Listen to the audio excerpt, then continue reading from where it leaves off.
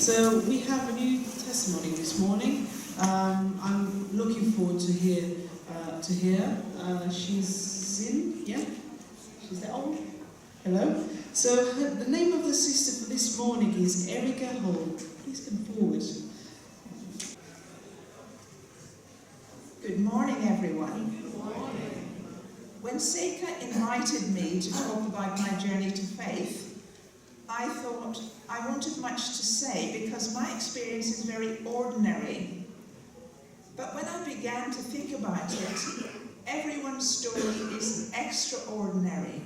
Not because it's about us, but it's about how God has been merciful and called us to be members of His kingdom. So if you're sitting comfortably, then I'll begin. A few months ago, I listened to Pastor Wayne Erasmus talk about the parable of the mustard seed in Matthew chapter 13. The kingdom of heaven is like a mustard seed which a man took and planted in his field. Though it is the smallest of all seeds, yet when it grows, it's the largest of garden plants and becomes a tree, so that the birds come and perch in its branches. Pastor Wayne focused on the shade and the protection provided by the mustard tree, where the birds could perch in its branches. This made me reflect on the shade of the kingdom of heaven, the shade of welcome, hospitality, acceptance, protection, and belonging for those who find their shelter there. I want to share with you this morning some of the ways in which the shade of the kingdom of heaven, welcome, hospitality, acceptance, and belonging affected me and my family and brought me to personal faith. I imagine that the story of a journey to faith is rarely the story of just one person. My mother, Joan, was born in beautiful Cape Town, South Africa. Joan's early childhood was stable, but a bit later, due to family problems, her mother abandoned the family and travelled back to England. That was a significant loss to Joan, but much worse was to follow. Sometime later, her father was murdered. So as a teenager, Joan and her siblings, who had been abandoned by their mother and had lost their father, were cared for by two aunties. Despite all this, Joan grew up optimistic and resilient. She did well academically, she became the head girl of her school, and she trained to be a teacher. In the 1940s, when Joan was in her 20s, she was invited to attend some evangelistic meetings run by the Seventh-day Adventist Church in Cape Town. She was convinced and convicted by what she heard and made a choice to follow her Saviour and become a member of the Seventh-day Adventist Church. Having been deserted by her mother and having lost her father, Joan now had a heavenly parent, someone who she knew loved her unconditionally and who promised never ever to leave her. At this time in the 1940s, World War II was raging in Europe. South Africa had joined the British war effort, and South African families were encouraged to do their bit for the war effort by providing hospitality for the troops whose ships had docked in Cape Town to fill up with fresh supplies. As one way of supporting the troops and the war effort, it was very common for local South African families to invite complete strangers from the military to their homes for meals. My mother and her sisters were volunteers in a kind of drop-in cafe for visiting troops and would frequently invite strangers from the military home for meals. My mother met my father William through practicing this kind of hospitality. William was from Northern Ireland. He had joined the Royal Air Force and was working as an aircraft fitter, having been posted to South Africa for the war years. William had no real interest in religion. Joan, who was a very new Adventist, was invited to go to Tanganyika, now called Tanzania, to serve as a missionary teacher for 1 year, while her fiancé William continued working in South Africa for the military. I believe that Joan's mission experience in Tanganyika strengthened and deepened her faith experience. She struck up what was to become a lifelong friendship with an older English missionary family, the Robsons. These were faithful Adventist friends that God used to give Joan encouragement and spiritual support for many years, to provide for her the shade of the kingdom of heaven. After that year of mission service, Joan returned to Cape Town and married her Irish fiancé William. And when the war ended, Joan and William began married life in cool, rainy Northern Ireland. For Joan, this must have been a huge period of adjustment. She knew no one and had no one to give her spiritual support. It would have been totally understandable if Joan had abandoned her distinctive Seventh-day Adventist faith and had chosen to attend a local church, Presbyterian Church, Church of Ireland, or even a Baptist church. All these churches would have been within easy reach for Joan, and later for her 3 young children. The nearest Seventh-day Adventist church was 12 miles away. But Joan's faith was steadfast, and somehow she discovered that there was a Seventh-day Adventist doctor who lived just 2 miles away in the nearby town. That doctor, who everyone referred to as the doctor, had a modest-sized car, but a much larger, generous-sized heart. The doctor offered to collect our family each Sabbath and take us to church 12 miles away. I have no idea how he fitted our family and his family into one modest-sized family car. But this became the Sabbath routine for many years to come. It can't have been at all convenient for the doctor and his family, but they showed an unselfish, unwavering commitment to my mother and to us kids. They mentored us spiritually, physically, academically, and they took pride in all our developments. When I was about 7 years of age, our Adventist congregation moved into a beautiful new church.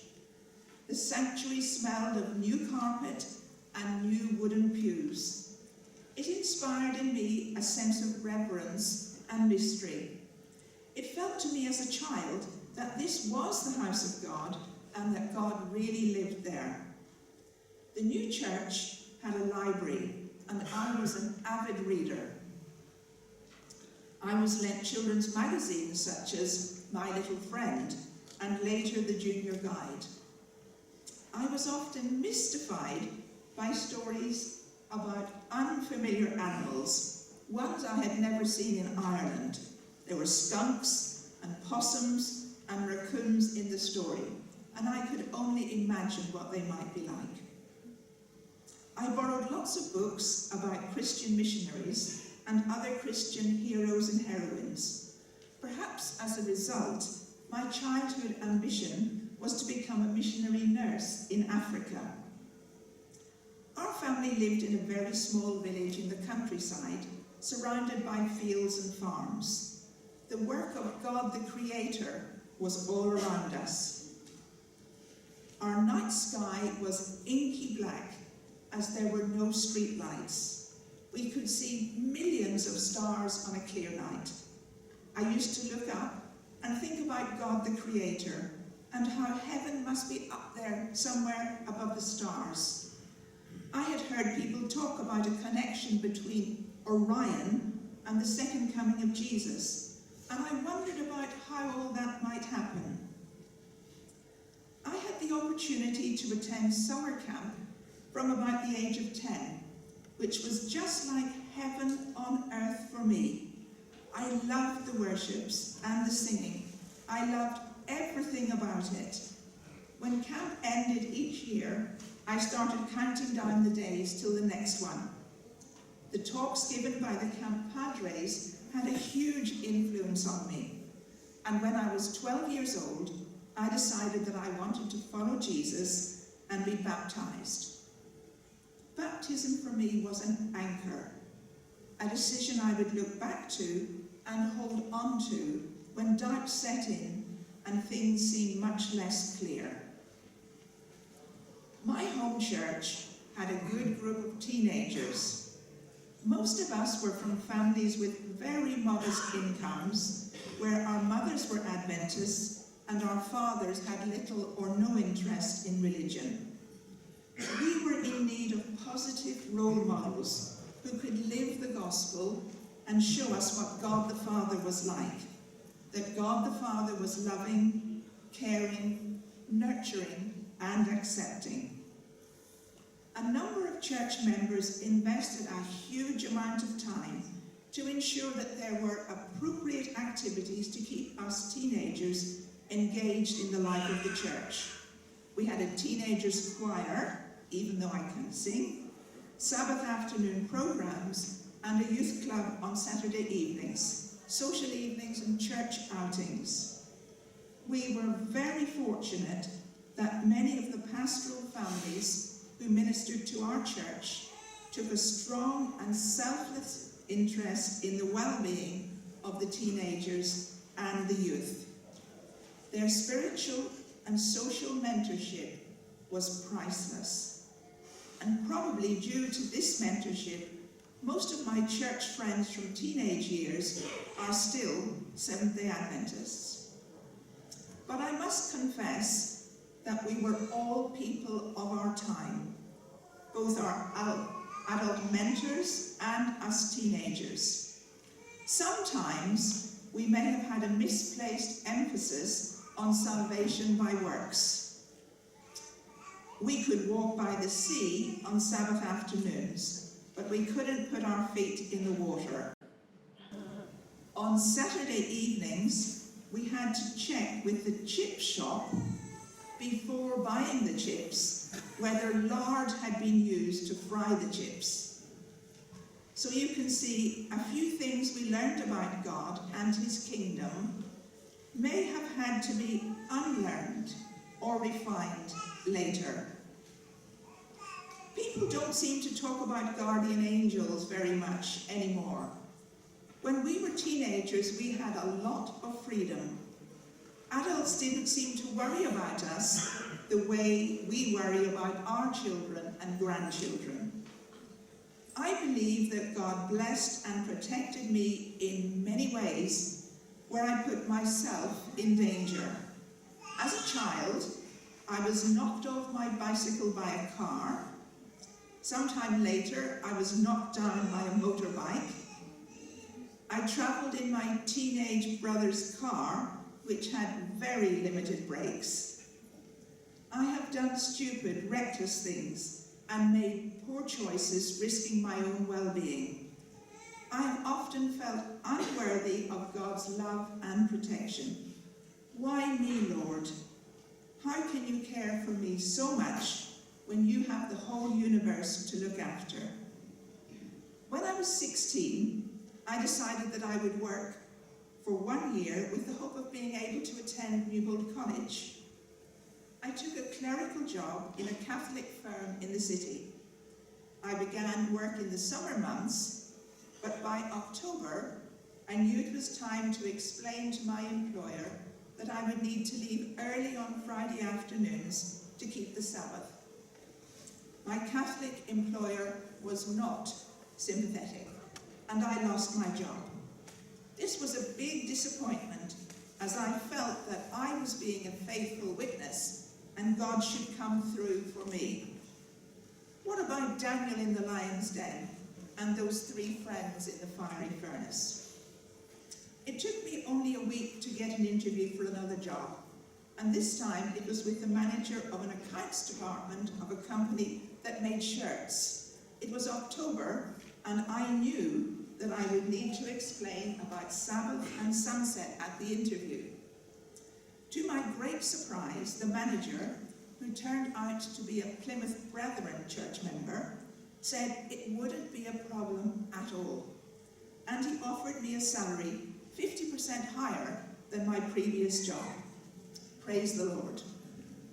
At the end of the year, with significant help from the doctor, yes, that same doctor who had helped me since early childhood, I was able to attend Newbold College. I am so thankful to God for the shade of the kingdom of heaven that my family and I have experienced. The welcome, the acceptance, the hospitality, the generosity, and the mentorship along our journeys to faith. I cannot repay the individuals who provided that shade of the kingdom, but maybe I can provide some shade for someone else who needs it. Thank you.